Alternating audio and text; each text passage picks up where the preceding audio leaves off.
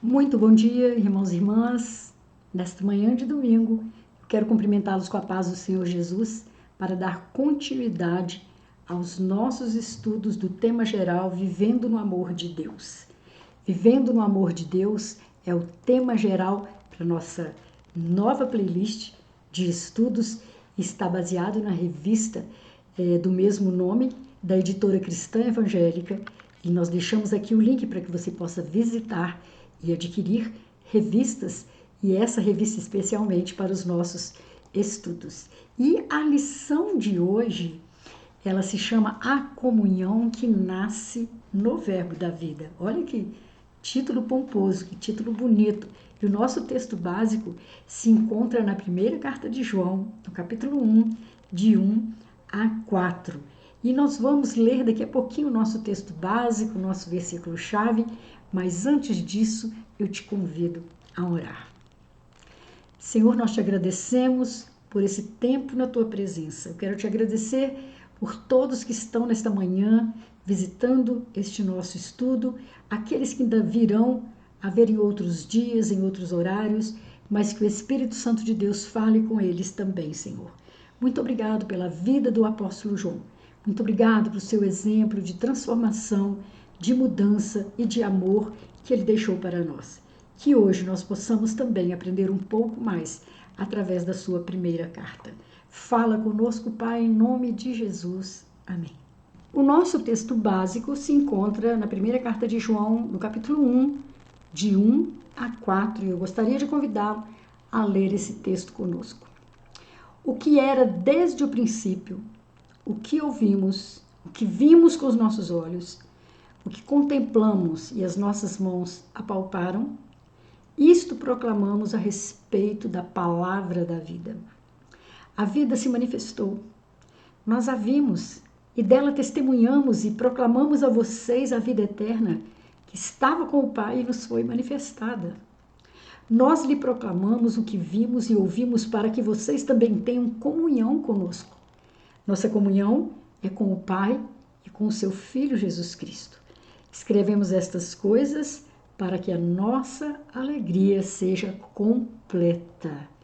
Oh, glória, né? Deus abençoe esse trecho da sua palavra do qual nós vamos meditar.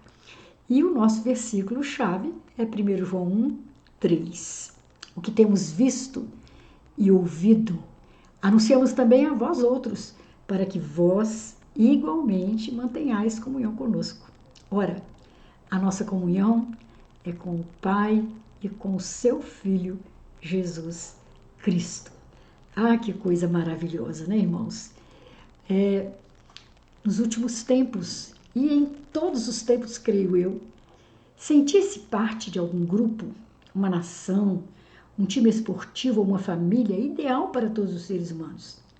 Fazer parte de algum grupo, pertencer a algum lugar, nos dá um sentimento de importância, de fazer parte de algo que é maior e mais importante do que nós. Não se sentir parte de algo, por outro lado, pode causar efeitos muito negativos na saúde física e mental, no bem-estar de uma pessoa. Mas o que vem a ser esse sentimento de pertencimento ou de pertença, como uma palavra nova dos últimos tempos, né? Pertencimento é aquela percepção de alguém de ser parte de uma comunidade, de uma família, de um grupo, de uma nação. Ele está muito ligado ao reconhecimento e como um cidadão tem respeitadas a sua dignidade, a sua cultura e as suas diferenças. Essa explicação é de Miriam Debier Rosa, que é professora titular do Instituto de Psicologia da USP e coordenadora do Laboratório de Psicanálise e Sociedade Política da USP. Então, palavras muito sábias, né? Essa necessidade, esse reconhecimento, né, que existe no desejo de pertença. Então, essa é uma das características humanas que aparece em todos os grupos, independentemente da sua experiência com Deus, é próprio do ser humano. A disposição de estar juntos é uma delas, e na igreja, geralmente nós chamamos isso de comunhão. Pode-se observar com facilidade que também os descrentes têm certo prazer em estar juntos, em ter comunhão. Não é uma coisa da nossa propriedade, cristãos, né? As pessoas podem se reunir num bar, especialmente em volta de uma rodada de cerveja, num campinho de futebol, numa sociedade mais formal, como maçonaria, Rotary ou Lions Club, numa reunião de venda de vasilhas ou produtos de beleza, numa igreja e assim por diante. Isso tudo faz parte da necessidade de pertencimento. O fato é que, da mesma forma como o sol nasce sobre maus e bons, e até aqueles que são maus sabem dar boas coisas aos seus filhos, nós temos toda a marca da vida social. Queremos estar juntos, formar famílias e participar de grupos sociais. Uma das características de que alguma coisa não vai bem com a gente é que a gente se afasta dos nossos convívios, né? Se afasta da família, se afasta dos amigos, muitas vezes se afasta do trabalho, né? E isso é um sinal que algo está muito difícil para a gente. Do outro lado, se a comunhão não é uma marca única daqueles que estão no Evangelho, mas de todas as pessoas, há, porém, algo que faz a diferença entre os ajuntamentos naturais e a comunhão verdadeira. Que diferença há entre uma reunião de pessoas não salvas e aquela reunião que acontece em nome do Evangelho em uma igreja? O texto básico desta lição nos ensina que a verdadeira comunhão é o resultado de um encontro pessoal com Jesus, o Verbo da vida. Encontramos nele os fundamentos de uma comunhão verdadeira e aprendemos aquilo que pode nos dar alegria completa, resultado da transformação que o Evangelho opera em nós.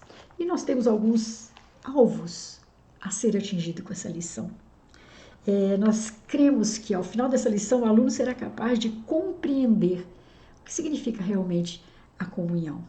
E nós desejamos que ele possa sentir, almejar, ter uma vida harmoniosa com os demais irmãos em Cristo e participar das atividades da igreja, tendo em mente que a igreja é o corpo de Cristo. Que Deus nos abençoe, que esse estudo realmente faça diferença em nós. Amém.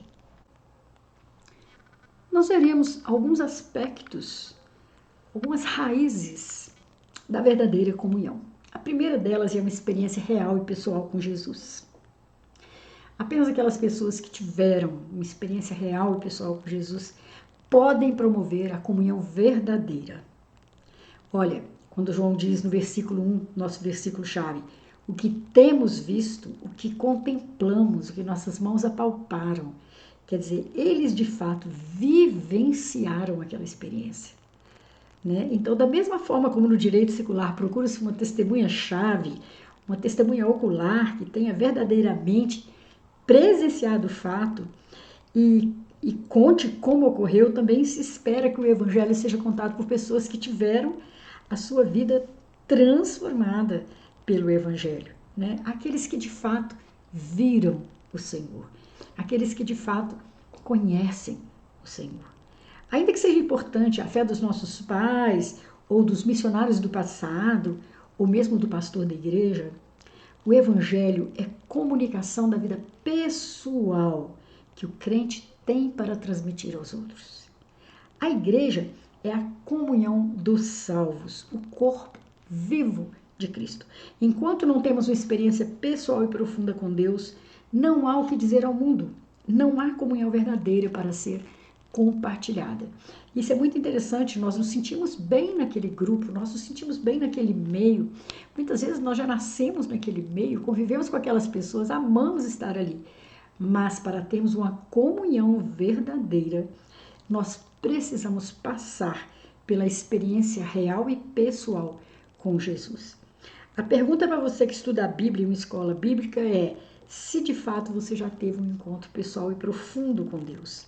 Algo real que você pode comunicar aos seus vizinhos, colegas de trabalho, parentes e amigos acerca do Jesus histórico, que era desde o princípio o verbo da vida. É interessante, eu menciono isso de vez em quando estou ministrando os estudos, que nós, pessoas que já nascemos dentro do meio evangélico, já nascemos dentro de uma igreja, nós muitas vezes não vamos ter uma experiência única, marcante divisora de águas na nossa vida espiritual. Talvez paulatinamente Deus vai nos moldando e nós tenhamos dificuldade de mencionar uma data em que Jesus realmente nos transformou, mas é necessário que cada um de nós tenha a sua experiência pessoal, que cada um de nós possa falar: eu estou neste caminho porque eu o escolhi, eu estou neste caminho porque eu tive uma experiência pessoal com Jesus. E a segunda raiz da verdadeira comunhão é o testemunho pessoal. Apenas por meio do testemunho pessoal se promove a verdadeira comunhão. Como assim? A pessoa pode ser educada, pode ser gentil, pode ser colaboradora, receptiva, mas o testemunho pessoal é que vai fazer a diferença. Na primeira carta de João, no versículo 2 do capítulo 1, ele usa duas expressões para nos informar a maneira como a comunhão verdadeira é comunicada. Ele fala: nós damos testemunho e vô-la anunciamos. Todos sabemos, segundo lá na carta de Romanos 10, 17, diz assim: a fé vem por ouvir a mensagem e a mensagem vem por meio da pregação a respeito de Cristo. Nós sabemos que os crentes devem ir e pregar o Evangelho e que devemos ser testemunhas de Deus em todos os lugares. Somente por meio do testemunho dos crentes, uma pessoa pode chegar ao conhecimento da verdade que há em Cristo, nascer de novo e ser introduzida no corpo de Cristo. E é desse modo que acontece a comunhão dos salvos. O cristão sente uma necessidade imensa de proclamar a verdade do Evangelho. Ele deseja que todas as pessoas conheçam realmente o Senhor Jesus e passem pela experiência da graça transformadora que vem através da salvação em Cristo Jesus. Mas para isso é urgente, é indispensável que ele dê o seu testemunho pessoal e anuncie a Jesus. E há inúmeras maneiras de se fazer isso, e nós vamos ser usados conforme os nossos dons. Há aquele que foi chamado, para ser um grande evangelista, um pregador, uma pessoa que vai ter uma palavra mais fluente, outro chamado para ministrar estudos bíblicos, estudo da palavra, outros vão falar com o seu jeito tímido, com o seu jeito mais contido, mas Deus pode usar e quer usar cada um de nós conforme o nosso dom. Nós vamos ver também que a comunhão verdadeira reflete a vida de Deus em nós. A comunhão verdadeira, como eu disse, é diferente do ajuntamento natural. A distância entre a comunhão verdadeira e o ajuntamento natural é proporcional à distância entre a vida e a morte. Puxa, será tão drástico assim? Sim. O ajuntamento de pessoas sem a vida que há em Cristo é semelhante a uma comunhão que aconteceria em um cemitério. Pessoas colocadas juntas, mas sem poder de compartilhar vida. O filho pródigo experimentou bem esse fato quando desejava fartar-se das comidas dos porcos, mas ninguém lhe dava nada, conforme aquela parábola mencionada em Lucas 15. Ainda que seja bonito ver pessoas juntas em sociedade, até mesmo na sociedade familiar, espiritualmente falando, os seus participantes nada têm a oferecer, a não ser que conheçam a Jesus como Senhor e Salvador. Eu quero fazer uma ressalva aqui quanto aos grupos de convivência. Eu tenho experiência de ministrar a grupos de idosos. Quando eu trabalhei no projeto lá em São Gabriel, no Centro Comunitário Metodista, nós tínhamos um grupo de idosas, de quase 80 idosas. Era um grupo que se reunia uma vez por semana e esse grupo trazia muita bênção. A convivência delas livrou muitas delas da depressão, de doenças mentais, de desânimos, de angústias. Esse grupo fez muita diferença. No entanto, nós não podemos dizer que era um grupo de ajuntamento natural, porque a palavra era ministrada ali de maneira mais leve, de maneira mais compreensível, às vezes de maneira lúdica, mas a mensagem era proclamada ali. No entanto, nós sabemos que há grupos de convivências de terceira idade, de outros tipos de necessidade, que trazem um bem-estar mental, emocional muito grande às pessoas. Então, eu creio que a comunhão ela tem seu valor em todas as suas nuances, mas aquela diferença que há da comunhão daqueles que confessam a mesma fé no mesmo Senhor e Salvador, ela faz toda a diferença. A presença de Deus faz uma enorme diferença tanto na forma como no conteúdo da comunhão verdadeira.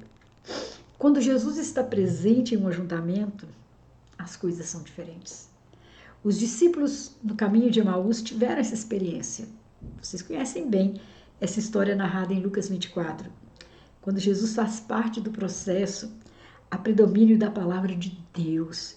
Seu caráter é comunicado aos participantes do grupo. Há santidade de propósitos, há temor do Senhor, há manifestações claras do seu amor nas conversas, nos planos, nas realizações comuns. O Senhor Jesus faz diferença quando os discípulos enfrentaram tempestades, quando a mãe saiu de Naim para sepultar o seu único filho, ou quando o grupo se reuniu em grande multidão e não havia pão para todos comerem. Da mesma forma, na nossa vida em comum é muito diferente quando o Senhor Jesus é presente, dominando os relacionamentos e usando a vida daqueles que se unem para o seu louvor, para o louvor da sua glória. Queridos, nós temos essa experiência pessoal, né, da vivência em um grupo que confessa o Senhor Jesus como seu Senhor, seu Salvador, seu Redentor. A diferença das relações, do respeito, do carinho, da preocupação com o outro é muito grande e é muito sincera. Ela é muito desprovida de interesses pessoais, de qualquer tipo de interesse. Ela só quer o bem-estar da outra pessoa.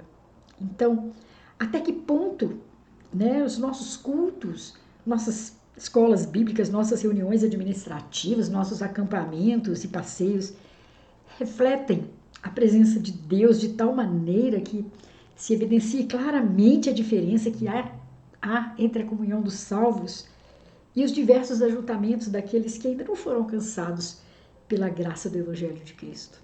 Até que ponto estamos fazendo essa diferença nos nossos ajuntamentos, nos nossos pertencimentos? E algo que o apóstolo João ele declara, né, no nosso versículo-chave que lemos hoje: a comunhão verdadeira produz alegria completa. Queridos, como é bom ver um grupo de cristãos reunidos que não precisam de nenhuma outra motivação exterior, a não ser aquela que está no interior de cada um, que é a presença do Espírito Santo, a presença de Jesus ali no meio de cada um deles. Nós tivemos recentemente um momento de louvor e adoração em que não houve pregação da palavra, somente louvor e adoração. E foi uma coisa mais pessoal, uma iniciativa mais íntima, mas nós tivemos um grupo de cristãos reunidos ali. Que delícia! Sentir a presença do Senhor, sentir aquela comunhão e aquela alegria que nos invadiu, ser tão perfeita, tão completa. Nós não precisamos da bebida alcoólica, nós não precisamos das drogas, nós não precisamos de nada que nos motive exteriormente, porque dentro de nós estamos com o nosso Senhor Salvador. Então, essa alegria completa, essa comunhão verdadeira pode ser compartilhada pelo Pai com seu Filho Jesus Cristo. Muitas pessoas pensam que ser crente é uma vida triste, que se mede a espiritualidade de alguém por ele ser sério, sem manifestação de alegria, sem um sorriso aberto ou até mesmo uma boa gargalhada. O gostoso sentimento de bem-estar. Antigamente se tinha essa concepção, né? Não se podia rir, não se podia se alegrar, era algo que tinha que ser muito contido. Mas a Bíblia não é assim, não ensina assim. O que se deve observar é que há uma grande diferença entre a alegria do crente e a que é resultante de pecado. Facilmente se percebe quando a alegria é pecaminosa, porque ali inclui deboche, malícia, comentários maldosos, egoísmo de toda sorte. Do outro lado, a alegria que ninguém poderá tirar é tão livre das marcas do pecado que se pode gozá-la livremente, sem culpa ou temores. A alegria, segundo Deus, ela é diferente. Então, a comunhão verdadeira que produz alegria completa, ela deve ser compartilhada pelos crentes em Cristo Jesus. A alegria é uma experiência que se comunica, que não se contém fechada e individual. Por isso, o texto faz imediata relação entre alegria e comunhão. Todo aquele que goza a comunhão verdadeira com Deus e sua igreja é naturalmente tomado pelo desejo de trazer outros para essa comunhão, para esse ambiente. Trata-se de algo tão especial que o Senhor Jesus deu sua vida para reconciliar o homem com Deus, transformando inimigos de Deus em gente que goza as bênçãos maravilhosas da comunhão. A alegria verdadeira vivida pela igreja primitiva foi naturalmente manifestada no partir do pão, na comunhão, no ajuntamento diário daqueles que iam sendo salvos, conforme se narra lá em Atos 2, 42, 47. Quanto mais plena, abundante a vida cristã, mais ela se derramará para benefício dos outros. E a alegria é uma tônica que faz o diferencial na vida de um cristão. Aquela alegria que é fruto do Espírito. Uma alegria que não depende das circunstâncias.